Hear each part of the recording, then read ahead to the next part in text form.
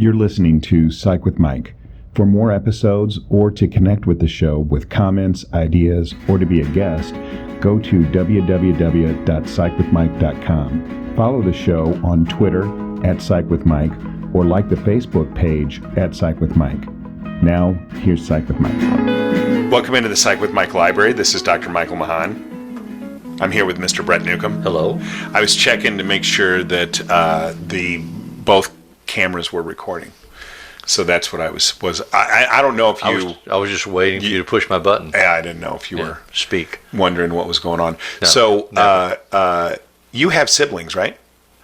I do. Yeah. And where are you in your family of origin? Scattered among them. Scattered among them. My father was married 4 times, and my mother was married twice, and they scattered kids around in different marriages. So I have half siblings, I have full siblings, I have siblings by marriage. So it depends. Yeah. And what age frame was most critical for me? What group did I live in at the time? Where would my rank order be? Mm-hmm. Was I a middle child? I was probably, because I'm the cutest and smartest and most loquacious, probably was the youngest child. In all of those versions of your family? No. Yeah. But I don't buy into that birth order crap. You don't? I do not. Okay. So that was going to be the next question is, do you... That's because you want to talk about Adler's theory. And birth order is a big part of Adler's theory. Yeah. I mean, I'm torn on the idea of birth order because on its surface, I don't see much that I find to be substantially confirmational. But then when I think about, because I'm the oldest in my family, and when I think about what that means, I certainly can see... You're obviously not the most responsible. Actually, unfortunately... Oh, your family's in trouble. Oh, no, I know. That's what I'm saying. Unfortunately, I would be clearly the most responsible. No, it's funny because so many of us in America grew up with this Western myth of the independent American male in particular. And we like to think we're our own person. I do my thing. I'm not a limerick. A lemming. I don't follow the crowd. I'm not a joiner. I don't do what everybody else does. And then I read these psychological reports or these sociological reports, and it's like people in my generation have 2.4 kids and a golden retriever. Or they all buy station wagons. Or they all buy, there's a wave went through where they were all buying 2-seater sports cars. And then the wave went through and they were all buying SUVs or buying Jeeps. And this is how much money they have in the bank. And this is where they go on vacation. And I look at that. It fits me perfectly. I have the 2 kids. I have a dog. I have 2 cars, a 2-seater sports car. I have a Jeep. I have all this stuff. Just when the whole wave of my age cohort is acquiring those things in exactly that way. So then I said, well, am I an individual? Am I unique? Do I make my own decisions, or am I part of a herd that just goes moo and follows along? But you have said to me, and I don't know if you would remember this or if you would agree, you've told me... If I don't, I'll lie about it. I know. Okay. But you have told me specifically that you do things until you see the fad, and then you actively go and do something different. I'm one of the leaders of the fad. I'm on the leading edge. When too many other people follow me, then I go in another direction. Yeah. That's because I'm oppositional. Well, I don't know if it's oppositional or not. Or because I'm inaccurate. But I've thought the same thing about me. Like, I remember being in love with Phil Collins and thinking that he was... Back when, Genesis and his even his solo work, long before he became the most popular musical artist on the planet. But there was a period of time where he was, and when that happened, I kind of felt like, okay, now everybody's jumping on the band. Yeah, I felt the same way about you find too. Somebody new to listen to. Yeah. And so I have felt that way. But then what I ask myself is, So is there really something to this fad thing? Was I swept up in it, even though I may have felt like I was on the front end of the wave? Well, there is something to it. I mean, Vance Packard proved it in the 1960s with his book, The Status Seekers. Mm-hmm. The research is there. I mean, there's volumes of research that support how we're marketed as a community and a society, an age group, a sex group, an income group, to fit into certain categories of consumption.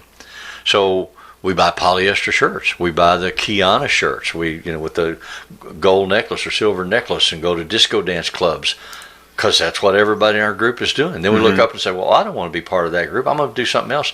And we catch the next wave of stuff that's coming through. So now I have to have a house in the country. Yeah. I have to have a timeshare condo. I have to have a pickup truck. I have to, it doesn't matter what it is. What matters is the fad sweeps through my part of the community, and it's like an infection or pandemic, and I catch it. And then I look in the mirror and say, oh my God, here I am in a Kiana shirt with a pickup truck. And it's... Well, but when I was really, really into whatever, Duran, Phil Collins, U2. You're talking alien language. Well, they're musical. Talk Willie Nelson, Waylon Jennings. Okay, Johnny Cash. Yeah. When I was really into whatever I was into, whether it was driving a convertible or listening to a specific musical group or wearing my hair a certain way. Oh, I remember that. Felt when you like went through that phase. Yeah, it felt like to me that those were original ideas that was just that you, I had. Being you, yeah. It didn't feel like that I was looking out in society and saying, you didn't feel that hook in your mouth. yeah, that's you didn't cool. Feel pulling on it. Yeah. Absolutely. So do fads have to work that way? Yeah. Okay. By definition, it's what it is. But then what you're saying is, though, then it's not really independent thought. We just don't recognize the hook. One of the biggest... So there was a book that I read, and I can't remember who the author was, and I don't think I have a copy of it. When I was in high school, when I was taking, I don't even remember, it was like communications class. class. Where you were, what you read. I remember it was in high school, and I remember the name impactful. of the book, and I'm going to say it, and you're going to say, and you're going to know all about it. No, you're just going to talk around it for the next hour. The message is the massage. Marshall McLuhan. Yes. Okay. And so you knew, right? And I read that book, and I'm not joking. I mean, I felt like that changed my life because you had an epiphany. Yeah. Yeah. So did all 2 million people that bought that book. But that was his kind of. Well, part of that was in response to, and in the time frame when he wrote that, which I think was the late 50s, early 60s. A lot of psychologists were going to work in advertising. They were studying people. They'd conduct these elaborate studies. Like, if you see something, when you initially see something. See something. If you see something, say something. If you initially see it for a fraction of a second, if you like it, your pupils expand. If you don't like it, your pupils contract.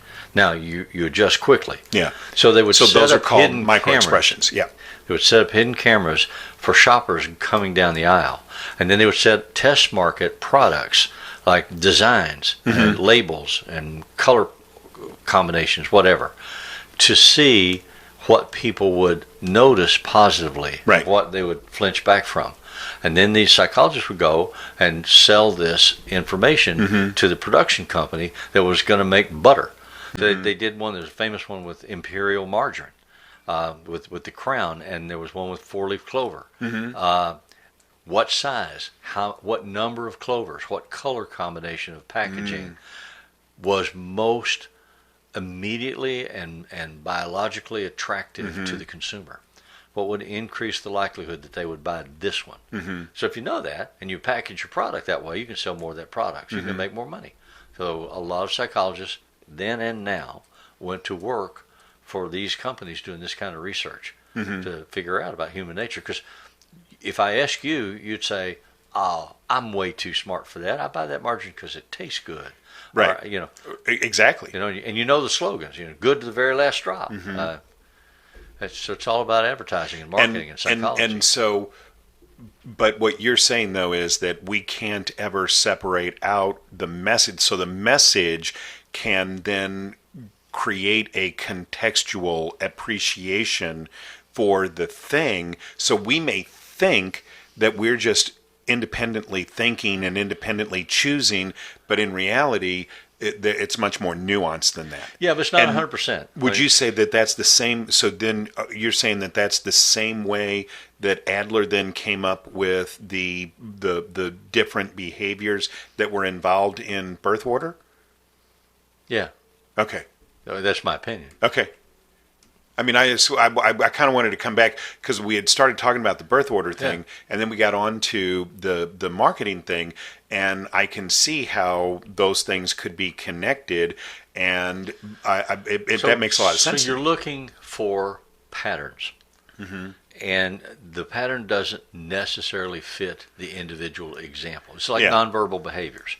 We study nonverbal behaviors. We learned that certain behaviors are generally indicative, like crossed arms is a sign of rejection. But that may not be applicable to this single individual in front of you. So you have to find out, ask this individual. So if you give them like the MMPI, personality inventory, and they 580 Minnesota questions. Multiphasic Personality Inventory. Yeah. 580 questions. They answer true, false, true, false, true, false. And you get a report back that says, ask them about question 78. 92% of the people that answered question 78 true have this concern in their lives. Right. So then I have to ask you, well, hey, Mike, how do you feel about homosexuality? And then you give me some kind of expanded answer. So I have to balance what the global picture is to the granular picture of your example. So what I'm looking for generally are patterns. Then I have to verify whether or not that pattern is applicable to you. Or to me, which is why I get so frustrated when I find out that it is applicable to me, and I am driving the standard vehicle for someone with my education and income and lifestyle level. Yeah. Did I buy that because I like it? Did I buy that because I'm a lemming following the crowd? And so am I that predictable? The therapist that doesn't check it out, that draws a conclusion without checking it out, that therapist would certainly could be doing harm to that client, not necessarily, but could be. I think there's a very good likelihood. Yeah. Because you make assumptions and interpretations, you push messaging again. Yeah. I think Eugene Burdick wrote a book called The 460 or The 480 about computerized categories of people and how the preponderance of those would skew you in a direction. And there might be some overage, some area where you don't fit. Like, I don't own a gun, but other than that, my profile would fit 100% of this category of people who do own guns. Or I don't drink alcohol, but my profile would fit 83.4% of the people that do drink alcohol. So it's just really fascinating to me. And as a scientist, you wonder, as a clinician, people coming into your office want to talk about problems in their lives or how they're managing their life. You want to understand the patterns in which, by which, with which they live. And then try to find out individually, do you have the ability to see this as a pattern, and would you be willing to try to change it if you chose to, if you saw value in it? So if I've been raised in a rigid Catholic family and I've swallowed the Kool-Aid as far as Catholic doctrine that I've been taught, and I believe it, and I limit my behaviors in reference to it, but I suddenly discover I'm really upset with the Catholic Church about X, Y, and Z. Can I consider not being Catholic anymore? Could I consider being Episcopal? Could I consider being Mormon? Could I consider being Buddhist? And there's an emotional wall that says no for a lot of those people immediately. It's like, no, what are you trying to do? You want me to become something I'm not. Or I'll go to hell. I can't do it. I can't. And yet they're really, really uncomfortable with the information, the knowledge that they have. And I tell clients all the time in therapy that the person that I am at 57 is completely antithetical to the person that I was at 16. Would not like that person. And at 16, I would hate the person that I am at 57. Yeah. But there was never a point... And at 57, you hate the 16-year-old. Well, I try and have some grace and some compassion for the 16-year-old. Don't bother that. But I never once made any decision to become something that I didn't want to be. So at every point along the way, every decision that I made sense within the context of the life that I was living in that moment. But were you steered in the directions that you chose by the advertising or marketing of your church, of your family? I don't know. Of your income level? Okay, so let's take a break, and then I'm going to come back. I'll tell you a story. Right. Hey, Brett. Yes. What's your favorite thing about Psych with Mike? The opportunity to engage in mental gymnastics with you. Wow, that is really powerful. So, it's fun. Do you think that that's beneficial for other people? I have no clue. I would hope so, but I have no clue. So people should write us and let us know. Yeah, that'd be nice. That would be great. Especially if they agree with me. As always, if it's Friday, it's Psych with Mike.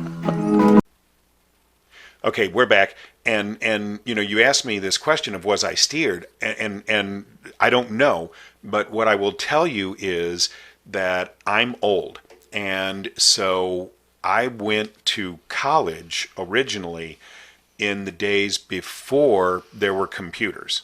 Yeah. And that meant that the FAFSA, which is the national document that you have to fill out to be able to get student aid, was a 7-page document that had carbon paper in it. Yeah. And you had to press really hard to make sure that it went through. I'm old enough that I know this terminology. Okay, but there'll be some people who won't. Okay, why would you do that? Right. Yeah. And so I had to figure out how to apply to college, how to fill out a FAFSA, how to try and get information from my parents that they were reluctant to give me about their taxes. Dad, how much money do we make? Exactly. And I did all of that completely on my own. Yeah. There was no internets. Al Gore hadn't created them yet.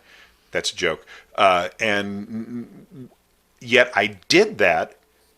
And I don't know what drove me to that. Certainly there was no message in my family, go to college. There was no, there were a lot of hurdles that I had to overcome to be able to gain access to those kinds of things, like being able to get accepted to a university. And so I don't know why I did those things. But it wasn't because I was getting messages to do those things. But so now I'm wondering, was that independent thought, or was there some informational source that was driving me to do those things that I may not have been consciously aware of? It's a great question. Yeah. My answer would be yes. That there was Adler's an answer would be informational yes. Yeah, there were sources of influence that were pushing you in the direction to live a different life from what your family lived. And I don't mean to interrupt, but you're not a fan of the birth order. No. Okay. But are you a fan of the concepts of superiority versus inferiority? Yes. So what I would argue from an Adlerian perspective, so Adler is one of the big three. So Adler was in cahoots with Freud and Jung in the early days in Vienna, went to, commune with these individuals. He was an eye doctor. He was originally, before he started doing psychiatry, and then broke with Freud specifically, but, obviously, Freud, Jung, and Adler, all three went their separate ways because they had irreconcilable differences about their conceptualizations. Yeah, their egos were massive. Maybe, but one of the parts about Adler that I find most compelling is the idea of superiority versus inferiority. And from an Adlerian perspective, what I would argue is that the thing that drove me to go do these things that were hard and allowed me to do that even though I had no guide and no support was that concept of inferiority. I didn't want to live in this perpetual anxiety-inducing state of what I perceived to be inferior. So the message that I might have been getting that I wasn't consciously aware of was that to live uneducated made me inferior. Or it severely restricted your options for lifestyle choices. I don't know that I ever thought that I would make a lot of money. But I very consciously do believe that I was in this, in a state of recognition that, at least for me, it felt as though if I were living a life as an uneducated person, that I was inferior. And I think that that's had a lot of impact on my relationship. My wife says all the time, you think you're better than people because you went to school. Yeah, I do. I'm not going to lie. Okay, now, obviously, I'm not better than anybody, and I'm not saying that. But for me, yes, when I was because I graduated at 17, I graduated a year early because my mom put me in school a year early, I think, because she wanted me out of the house. But regardless, but at 17 years old, to have no experience of a family member ever going to college, to have no guide how to navigate what seemed to be inconceivable process of being able to make myself eligible for student aid, because nobody ever gave me a dime to go to school, ever. And I think was really the motivation from that came from this very deeply held idea that I had, which was that living my life as an uneducated person made me feel inferior. I think that's what drove me.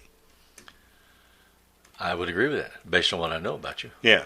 Yeah. And so whether or not there was independent thinking involved in that, or there may have been other messages that I may not have been actually consciously aware of in the moment, I think that's what drove me. And I think that that is the part of Adler's theory that I find most compelling, is that everybody is in a constant struggle to try and find mastery, to escape this perception of inferiority. Yeah. And you can do that by trying to gain mastery or through the process of absolute denial. So Freud... So I think...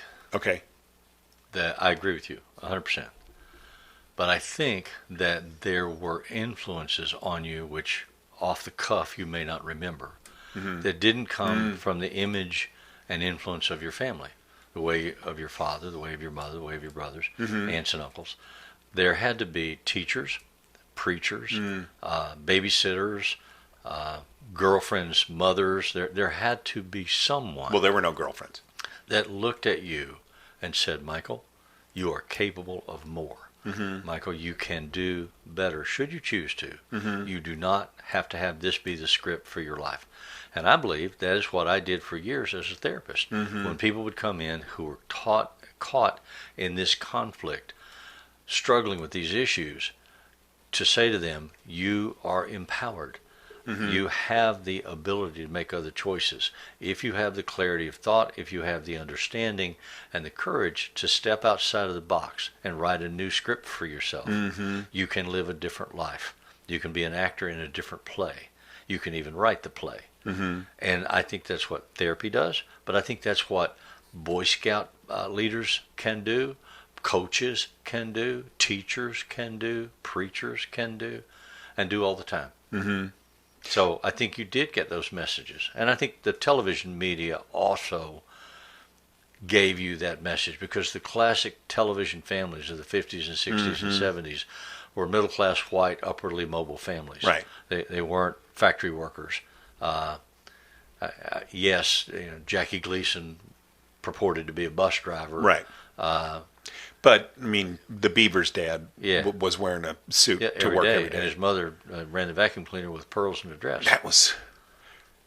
That always seems so weird to me. It was indeed, but that was what they did. But that's what they put on TV, so the idea of superiority versus inferiority, I think, is a foundational piece of Adlerian psychology that I really believe it has merit. And then one of the things that really caused the rift between specifically Freud and Adler was Adler's belief that there had to be engagement in therapy, that there had to be a connected relationship. So Freud believed that you had to be a tabula rasa, you had to be a blank slate. You couldn't even be seen by the client. So the client lay prone on a chaise lounge. The doctor sat behind them and was the disembodied voice of God. And Adler believed that he was the first person to really promote this idea that there needed to be a cooperative relationship in therapy. And I think that just foundationally changed psychology forever after. Absolutely. And then subsequently, there are arguments about how much of yourself do you put into the relationship. One level is to allow yourself to be seen so that your nonverbals register, your empathy level registers, your connective sense registers. And another level is to say, here are my 3 children, this is my dog, these are the pictures from my vacation. Where does one draw the lines of appropriateness for separation between yourself and the client? My job is to create that safe holding environment. Adler would say, well, in order to do that, you need to be seen. You need to be real. You need to be present. But how much are you allowing the client to see? Yeah. And how much should you? I mean, that's a fundamental question for a clinician. Yeah. Clients will come in and know what books are on your bookshelves, what magazines you read. They will make assumptions about you based on that. Sometimes they'll go out and buy the books that they see on your bookshelf. And then they'll try to engage you in a conversation about, hey, I read this book. I saw you were reading this book. What do you think? And again, you have to say, what's your role in the relationship? What function do you serve? And where do you have the boundaries? And I think that's always a question that can be a minefield. It can be fraught. Oh, it is. Yeah, with danger. I've always said that the only thing that you can do is be you. And if you are prone to greater self-disclosure, then you have to be honest about that and genuine and share more of yourself in therapy than other people do. If you are not prone to that kind of self-disclosure, you shouldn't try and do that because you think it's going to make your client bond with you better. You should just be you. I think that the most important thing is that the individual is genuine and sincere as a person. I think I agree with much of what you've said, but not all of it. I think there are serious questions that as a clinician you have to be asked by your supervision about how you present yourself and how you lead the dialogues. For instance, I've always had issues with therapists who claim to be Christian therapists, who espouse a particular Christian interpretation of behaviors or personalities as a proselytizing behavior. Yeah. I don't. That's not what I'm there for. If you want to come to church on Sunday, come on church, I'll preach. But if you're coming as my client week after week, my job is to see and hear you. I agree with you that I need to be genuine and real, but the separation, the boundaries, you should read Charles Townsend's books on boundaries, has to be in place. And I have to be trained to have a clear vision of what those need to be, and then be able to hold them when the client pushes to say, well, what is this about you? How much money do you have in savings? Do you have a 401k? Well, whether I have one or not, is that information that's relative to why the client is coming to see me. And so do I have a boundary to say, that's not something, have you ever been divorced? Are you married? Do you have children? You're giving me advice on parenting. Do you have kids? Did you ever have a kid that had this issue? And I know clinicians that say, oh, yeah, I've had 5 kids and 2 of them were hospitalized. I just don't think that's appropriate. Yeah. Well, I do think that the boundary issue is also relevant. So I guess then what we would say as an amalgam of what both of us just said is that it's important to be real and be genuine, but also be aware that there are realistic and clinical boundaries that need to be enforced, because going beyond those boundaries is not only not helpful to the client, but can be detrimental. Yeah. Yeah. All right. So hopefully that was enjoyable and educational for people. If you have any questions or comments about anything that we are talking about, or if you would like to suggest something that you would like to hear us talk about, you can get us at psychwithmike.com. As always, the music that appears in Psych with Mike is written and performed by Mr. Benjamin DeClue. And if it's Friday, it's Psych with Mike.